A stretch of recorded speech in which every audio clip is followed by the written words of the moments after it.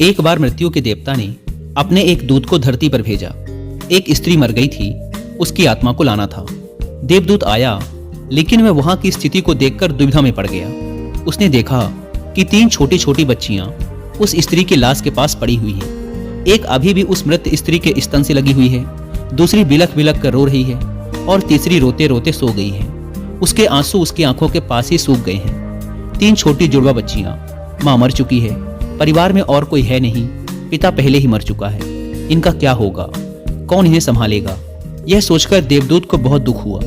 इसीलिए वह खाली हाथ ही वापस लौट गया और अपने प्रधान से जाकर बोला, मैं उस स्त्री की आत्मा को न ला सका, मुझे क्षमा करें, लेकिन आपको स्थिति का ज्ञान नहीं है। मेरी जगह आप होते तो शायद आप भी यही करते। उस स्त्री की 3 छोटी छोटी जुड़वा बच्चियां हैं। एक अभी भी उसके स्तन से लगी हुई है, दूसरी रोते रोते सो गई है और तीसरी चीख चीख कर रो रही है। परिवार में उन्हें संभालने वाला और कोई नहीं है। ऐसी स्थिति को देखकर मेरा दिल उस स्त्री को ना ला सका।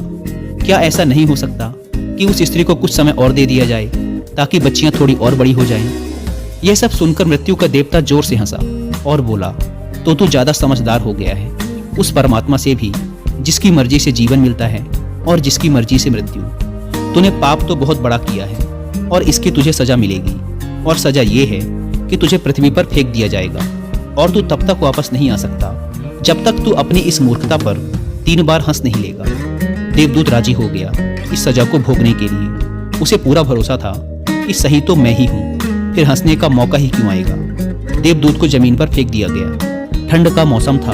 वह एक सड़क के किनारे नग्न अवस्था में पड़ा हुआ था। उसी समय एक चमार वहां से गुजरा। वह कुछ पैसों की व्यवस्था करके ठंड के मौसम में अपने बच्चों के लिए गर्म कपड़े और कंबल लेने बाजार जा रहा था। रास्ते में उसने एक नग्न व्यक्ति को ठंड में ठिठुरते देखा तो उसे उस व्यक्ति पर दया आ गई। उसने अपने बच्चों के लिए गर्म कपड़े और कंबल लेने के बजाय उस नग्न देवदूत के लिए कपड़े और कंबल खरीद लिए। उस नग्न व्यक्ति ने कहा, मेरा कोई घर परिवार नहीं है और ना ही रहने की व्यवस्था है। इस भयानक ठंड में मैं क्या करूँगा? चमार ने कहा, तू चिंता मत कर, तू मेरे साथ मेरे घर में रहना, लेकिन ध्यान रखना, मैं अपने बच्चों और पत्नी के कपड़ों के लिए जो पैसे लाया था उससे मैंने तेरे लिए कंबल और कपड़े खरीद लिए हैं और अब तुझे घर भी ले जा रहा हूँ। इसीलिए मेरी पत्नी गुस्सा जरूर होगी और शायद भला बुरा भी कहेगी, लेकिन तू परेशान मत होना, कुछ दिनों में सब कुछ ठीक हो जाएगा। उस देवदूत को लेकर चमार घर पहुंचा। अब ना तो चमार को पता था कि जिसे वो ले जा रहा है वो देवदूत है, और ना ही पत्नी को पता था कि जो आया है वो देवदूत है, जिसके आते ही घर में खुशियों की बाढ़ आ जाएगी। जैसे ही चमार देवदूत को लेकर घर पहुंचा और पत्नी को सारी घटना बताई, पत्नी तो गुस्से से आग बबूला हो गई। वह चमार पर बरस पड़ी, बहुत भला बुरा कहा उसने, बहुत चीखी चिल्लाई। उस दिन देवदूत पहली बार हंसा। चमार ने पूछा, क्या बात है, हंसते क्यों हो? देवदूत ने कहा, जब मैं 3 बार हंस लूंगा तो हंसने का कारण भी बता दूंगा। देवदूत पहली बार हंसा क्योंकि उसे लगा कि चमार की पत्नी ये नहीं देख पा रही कि घर में देवदूत आया है, जिसके आते ही घर में हजारों हजार खुशियों के द्वार खुल जाएंगे। लेकिन उसकी भी गलती ना थी।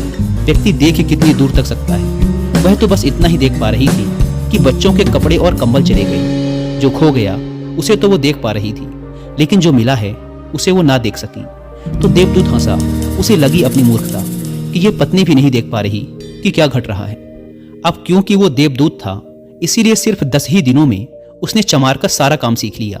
वह जूते बनाने लगा और सिर्फ कुछ ही महीनों में उसके जूते इतने बिके कि चमार अमीर हो गया। साल भर में तो सारे देश में ये बात फैल गई कि उस जैसे जूते कहीं और बन ही नहीं सकते। राजाओं और सम्राटों के जूते अब उसके यहाँ बनने लगे थे। चमार के घर धन की बारिश हो गई। सब बहुत खुश थे और सब कुछ बहुत अच्छा चल रहा था। एक दिन सम्राट का एक आदमी आया और बोला, ये चमड़ा बड़ा कीमती है, आसानी से मिलता नहीं, कोई गलती नहीं होनी चाहिए। सम्राट के लिए जूते बनाने हैं और ठीक इस तरह के बनाने हैं। ध्यान रखना, जूते ही बनाने हैं, चप्पल नहीं। उस राज्य में ऐसी प्रथा थी कि जब कोई व्यक्ति मर जाता था तो उसे चमड़े की चप्पल पहनाकर चिता पर लिटाया जाता था। चमार ने भी देवदूत से कहा कि चप्पल मत बना देना, जूते ही बनाना।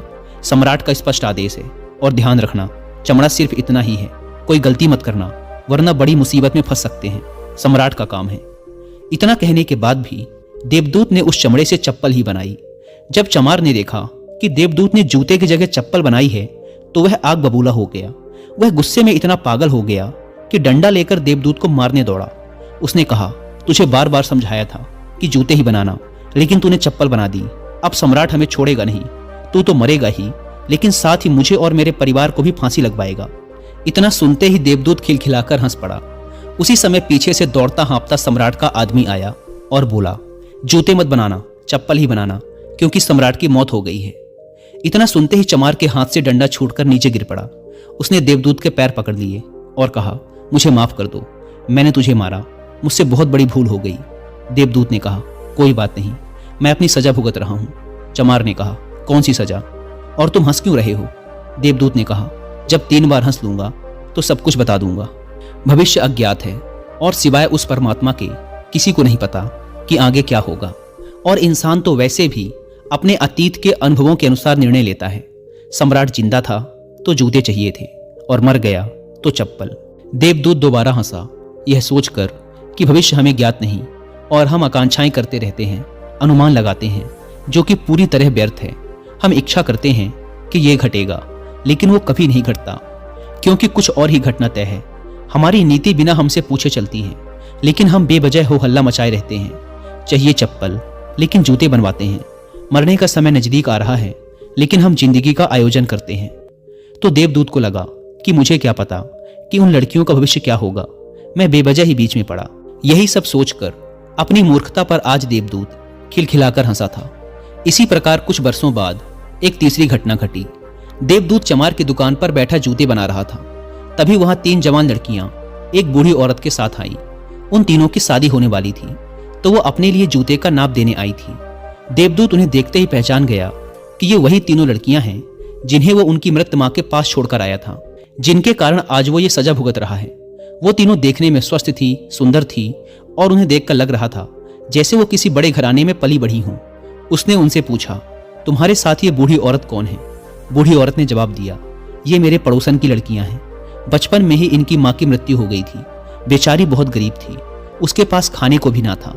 उसके स्तनों में इनको पिलाने के लिए दूध भी ना था। वो इन्हें दूध पिलाते पिलाते ही मर गई। मेरी कोई संतान ना थी, इसीलिए मैंने इन्हें अपने बच्चों के रूप में अपना लिया, और अब इनका सम्राट के खानदान में विवाह होने जा रहा है। देवदूत ने सोचा, अगर इनकी मां जिंदा होती तो ये तीनों बच्चियां भयानक गरीबी, भूखमरी और दरिद्रता में बड़ी होती, पर क्योंकि मां मर गई, इसीलिए इनका लालन पालन इतने धनी परिवार में हुआ, और अब इस बूढ़ी औरत की सारी धन दौलत की यही तीनों मालकिन हैं। उस दिन देवदूत अपनी मूर्खता पर तीसरी बार हंसा। उसने उन तीनों लड़कियों के लिए अब तक के सबसे शानदार जूते बनाए और चमार से आकर सारी बात कह सुनाई कि ये 3 कारण थे मेरे हंसने के। मेरी गलती थी जिसकी मुझे सजा मिली। अब मैं समझ गया हूं कि नियति सबसे बड़ी है, और हम सिर्फ उतना ही देख पाते हैं जितना हम देख सकते हैं, और जो हम नहीं देख सकते वो बहुत बड़ा और विशाल है, और जो हम देख सकते हैं उससे हम उस बात का सटीक अंदाजा नहीं लगा सकते जो घटित होने वाला है। मैं अपनी मूर्खता पर 3 बार हंस चुका हूं। मेरा दंड पूरा हुआ, इसलिए अब मैं चलता हूं। और देवदूत वहां से चला गया। दोस्तों, इस कहानी से सीखने वाली बात यह है कि आज घटी घटनाओं को देखकर हम इस बात का अनुमान नहीं लगा सकते कि यह घटना हमारे लिए अच्छी है या बुरी। इसका उत्तर तो भविष्य की गर्त में ही छुपा है। इसीलिए हर घटना पर अच्छी या बुरी की प्रतिक्रिया देना व्यर्थ है। हमें बस जो हो रहा है उसका साक्षी बनने का प्रयास करना चाहिए। गौतम बुद्ध भी अपने उपदेशों में यही कहते हैं कि ना तो अतीत के लिए पश्चाताप करो और ना ही भविष्य की चिंता। बस आज में जियो, इस पल में जियो, और इसी के साथ एक हो जाओ। बस यही एकमात्र तरीका है खुद को उन सभी चिंताओं से मुक्त रखने का जिनका परिणाम तुम्हारे बस में है ही नहीं।